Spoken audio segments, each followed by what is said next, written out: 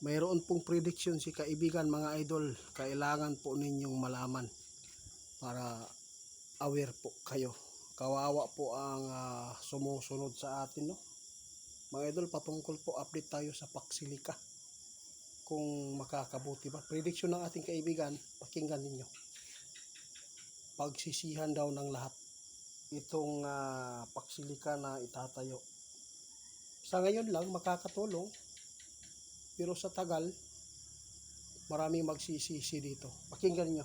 Prediction ng ating kaibigan, pagsisihan ng mga Pilipino kung papayagan nilang makatayo dyan sa gusto nilang patayuan ng Paksilika. Kaibigan, oh, grabe yung nakita ni Linyo, kaibigan, oh.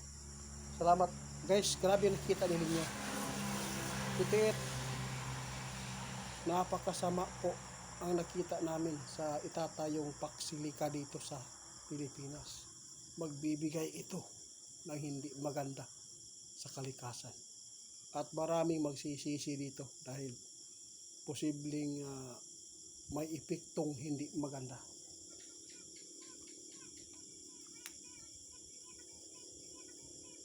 Pastila, kaibigan. Grabe, no? Oo, guys, mas lalong sinisira natin ang ating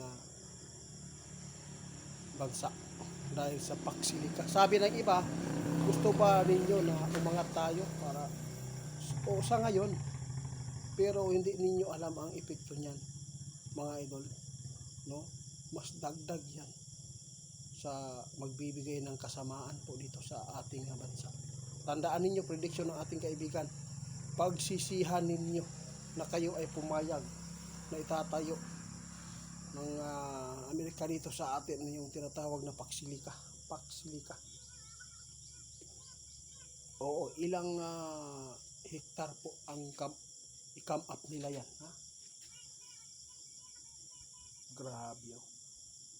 Maraming mawawalan po ng bahay dyan, kalupaan, no? Grabe, mga idol. Nagsisikap yung iba na magtanim ng mga kahoy para lang maibalik ang kalikasan, magbigay po ng magandang hangin na presko. Ngunit ito ang sabi ng ating kaibigan, prediction niya, pagsisihan ng mga Pilipino, at ito po ay magdudulot ng hindi magandang epekto sa bansa natin.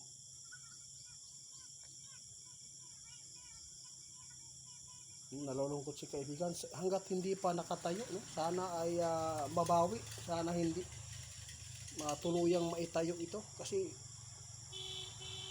ang makikinabang dyan yung mga tao lang na mga kawatan. Yun po ang totoo.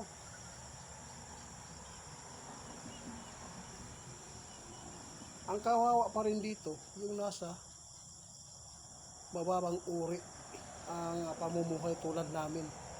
Mga idol, masama daw ang epekto yan. Ito po ngayon ang sabi ng ating kaibigan. Posibleng pagkakaguluhan pa yan ng mga Pilipino nating mga kababayan. Bakit? Ito po nakita ni kaibigan. Para saan po ba yan? Para lang ba sa yung hangarin nila dito?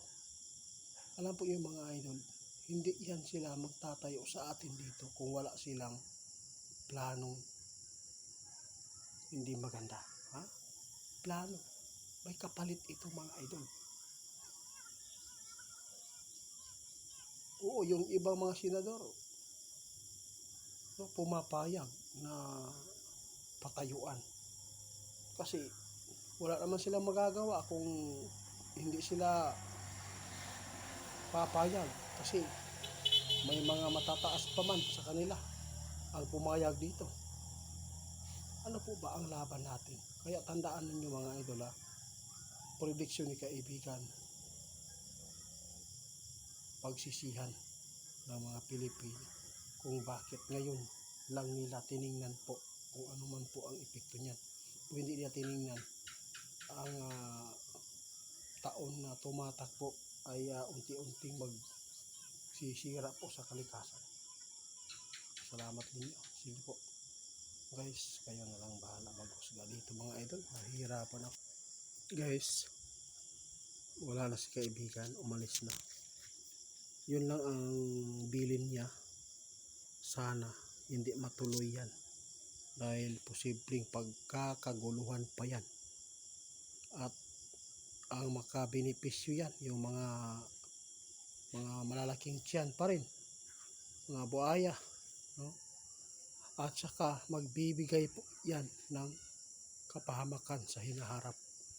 At maraming mawawalan po ng hanap buhay dyan. At maraming maghihirap dyan. At pagsisihan pa ng mga Pilipino kung bakit naisahan sila.